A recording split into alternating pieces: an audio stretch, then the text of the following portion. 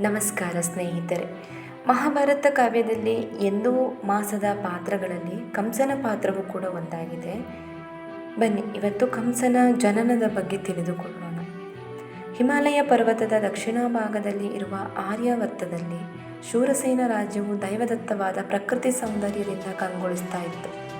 ಯಮುನಾ ನದಿಯ ದಡದಲ್ಲಿ ಇರುವ ಮಥುರಾ ನಗರವು ಅದರ ರಾಜಧಾನಿಯಾಗಿತ್ತು. ಸತ್ಯವಂತನೂ ಧರ್ಮವಂತನೂ ಆದ ಉಗ್ರಸೇನ ಮಹಾರಾಜನು ಆ ದೇಶವನ್ನು ಆಳ್ತಾ ಇದ್ದ. ಅವನ ಪತ್ನಿ ಜಯಭದ್ರೆ ರೂಪವತಿಯೂ ಗುಣವತಿಯೂ ಆದ ಅವಳಿಗೆ ಮಕ್ಕಳಿರಲಿಲ್ಲ. ಒಂದು ದಿನ ಅವಳು ಸಖಿಯರೊಡಗೂಡಿ ಜಲಕ್ರೀಡೆಯಾಡಲು ಯಮುನಾ ನದಿಗೆ ಹೋದಳು. ಆಗ ವಸಂತ ಮಾಸ, ಎಲ್ಲೆಲ್ಲೂ ಹಸಿರು ಲಾಸ್ಯವಾಡ್ತಾ ಇತ್ತು. ಮರಗಿಡಗಳಲ್ಲಿ ಹೂವುಗಳು ಅರಳಿ ಸುತ್ತಮುತ್ತಲಿನ ವಾತಾವರಣದಲ್ಲಿ ಪರಿಮಳವನ್ನು ಹರಡಿತ್ತು. ಜಯಭದ್ರೆ ಪ್ರಕೃತಿ ಸೌಂದರ್ಯವನ್ನು ಸವಿಯುತ್ತಾ ಸಖಿಯರೊಂದಿಗೆ ಜಲಕ್ರೀಡೆಯಾಡಲು ನದಿಗೆ ಇಳಿದಳು. ಆಗ ಅವಳಿಗೆ ತನ್ನ ಗಂಡ ಉಗ್ರಸೇನನ ನೆನಪಾಯಿತು. ಅದೇ ಸಮಯಕ್ಕೆ ದ್ರುಮಿಲನೆಂಬ ರಾಕ್ಷಸನು ಅಲ್ಲಿಗೆ ಬಂದನು. ಅವನಿಗೆ ನಗ್ನಳಾಗಿ ಸ್ನಾನ ಮಾಡುತ್ತಿದ್ದ ರಾಣಿ ಕಾಣಿಸಿದಳು. ಅವಳ ಚೆಲುವು ಅವನ ಕಣ್ಣನ್ನು ಕುಕ್ಕಿತು. ರಾಕ್ಷಸ ಮಾಯೆಯಿಂದ ಅವನು ಉಗ್ರಸೇನನ ರೂಪವನ್ನು ಧರಿಸಿ ರಾಣಿಯ ಎದುರು ನಿಂತನು. ಅದನ್ನು ಕಂಡು ಜಯಭದ್ರೆ, ಒಳ್ಳೆಯ ಸಮಯಕ್ಕೆ ಬಂದಿರಿ ಎಂದಳು ಆನಂದದಿಂದ.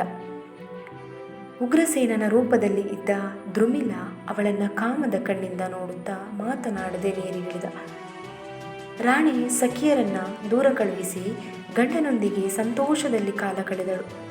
ದ್ರುಮಿಲ ಅವಳಲ್ಲಿ ಸ್ವರ್ಗ ಸುಖವನ್ನು ಕಂಡ. ನಂತರ ಅವನಿಗೆ ಮಾತನಾಡುವ ಮನಸ್ಸಾಯಿತು. ಪ್ರಿಯೇ ಎಂದು ಬಾಯಿ ತೆರೆದ. ಅವನ ಧ್ವನಿಯನ್ನು ಕೇಳಿ ರಾಣಿಗೆ ಗಾಬರಿಯಾಯಿತು. ದ್ರುಮಿಲನು ರೂಪವನ್ನು ಬದಲಾಯಿಸಿಕೊಂಡಿದ್ದನೇ ಹೊರತು ಧ್ವನಿಯನ್ನು ಬದಲಿಸಿಕೊಂಡಿರಲಿಲ್ಲ. ಯಾರು ನೀನು ಎಂದು ರಾಣಿ ಕೇಳಿದಳು. ಆಗ ದ್ರುಮಿಲ ತನ್ನ ನಿಜ ರೂಪವನ್ನು ತೋರಿ ಅಟ್ಟಹಾಸದಿಂದ ನಕ್ಕ. ರಾಕ್ಷಸನಿಂದ ಅವಳ ಪಾತಿವ್ರತ್ಯ ಹಾಳಾಗಿತ್ತು. ತನ್ನ ದುಸ್ಥಿತಿಗಾಗಿ ಮರಗುತ್ತಾ, ನಿನ್ನಿಂದ ಮುಂದೆ ನನಗೆ ಹುಟ್ಟುವ ಮಗುವು ನಮ್ಮ ಯದುವಂಶದವರಿಂದಲೇ ಸಾಯಲಿ ಎಂದು ಶಾಪವನ್ನು ಕೊಟ್ಟಳು.